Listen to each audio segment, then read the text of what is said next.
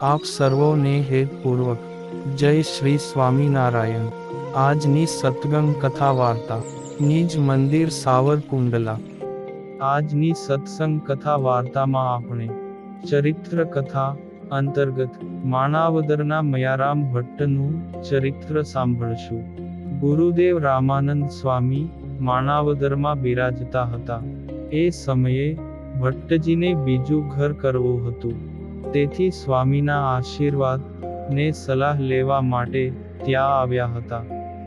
મયારામ ભટ્ટને હિતના વચન કહેતા રામાનંદ સ્વામીએ કહ્યું, જે ભટ્ટજી, હવે તો હથેવાળામાંથી પણ હાથ કાઢી લેવો ને ભગવાન ભજી લેવા, સંસારના બંધનમાં બંધાવું નહીં।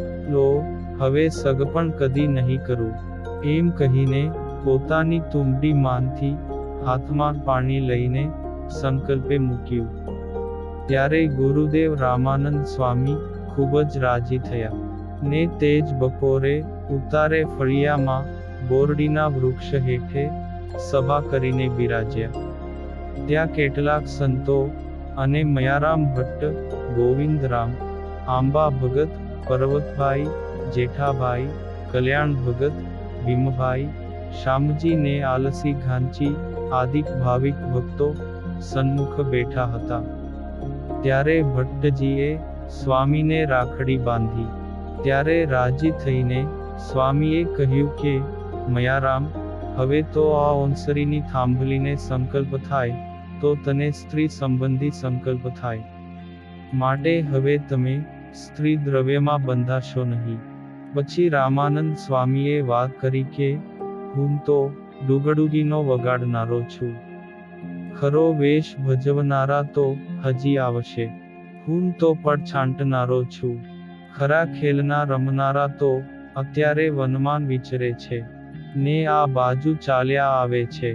તે સુણીને કોઈકે પૂછ્યું કે, સ્વામી, તે કેવા મોટા છે? આ પર્વતભાઈ જેવા કે મુક્તાનંદ સ્વામી જેવા છે? ત્યારે સ્વામી કહે કે, એ તો અમારાથી પણ ઘણા મોટા છે। તે બધાયને નવાઈ લાગી। સ્વામીએ આગળ વાત ચલાવતાં કહ્યું કે, તે અનેક પરમહંસો કરશે, કાઠી દરબારો તેમના ઘોડા સાથે તેમની સાથે ફરશે ને કુસંગને તો ઘોડાના ડાબલા નીચે કચરી નાખશે। ત્યારે ત્યાં બેઠેલા આલસી ઘાંચીએ પૂછ્યું કે, ગુરુદેવ, પણ એમને અમારે ઓળખવા કેવી રીતે? ત્યારે સ્વામી કહે, જે લો, અમે તમને એક કીર્તન શીખવીએ છીએ, તેનો અર્થ તે કરી બતાવે તો માનજો કે એ ભગવાન છે, ને આ બધી વાત પણ કરી દે તો ખરા ભગવાન માનવા।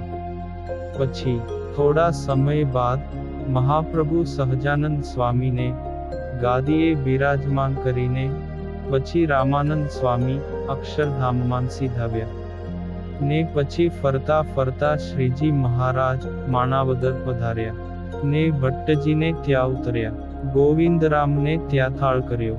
તે શ્રીજી મહારાજ પીતાંબર પહેરીને બાજોઠો ઉપર થાળ જમ્યા। પછી સંતોને પણ મહારાજે પીરસીને જમાડ્યા અને સાંજે સભા થઈ।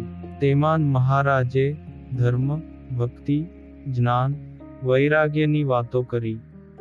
તે પાછળ આલસી ઘાંચી ક્યારનાય ઊંચા નીચા થતા હતા। તે મહારાજે કહ્યું કે, શું આલસી ભાઈ, કની કહેવું છે? ત્યારે તે કહે, હા મહારાજ, હું એક કીર્તન બોલું, તેના અર્થ તમે કરી બતાવશો? આમ આલસીએ કહ્યું। ત્યારે મહારાજ હસ્યા ને કહ્યું કે, ભાઈ, આવડશે તો કરીશું। એટલે આલસી ભાઈ એક ચરણ બોલ્યા, તેનો લંબાણથી મહારાજે અર્થ કહી સમજાવ્યો। તે આલસી કહે છે, જે તમે અડધા ભગવાન તો ખરા, પણ કાલે બીજા ચરણનો અર્થ કરો તો જ પૂરા ભગવાન। વળી બીજા દિવસે આલસીએ બીજું ચરણ ગાયું ને જે રીતે રામાનંદ સ્વામીએ તેને સમજાવેલું એ જ રીતે મહારાજે અર્થનો વિસ્તાર કર્યો। ત્યારે આલસી ઘાંચીને દ્રઢતા થઈ ને શ્રી હરિને ભગવાન માનીને પગે લાગ્યા. પછી તો શ્રીજી મહારાજે અગાઉની બધી જ વાત પણ કરી. તેથી સહુને થયું કે રામાનંદ સ્વામી જે કહેતા હતા એ જ આ ભગવાન. આ રીતે ભગવાન શ્રી હરિએ ભક્તોના મનના સંકલ્પો પૂરા કરીને પોતાના પુરુષોત્તમપણાનો પરિપૂર્ણ નિશ્ચય કરાવ્યો. આ પુનિત પ્રસંગ આપણે સત્સંગ સાગરના મોતીમાંથી સાંભળ્યો. અને હવે પછીની કથા વાર્તા આપણે આગળના ભાગમાં સાંભળશું.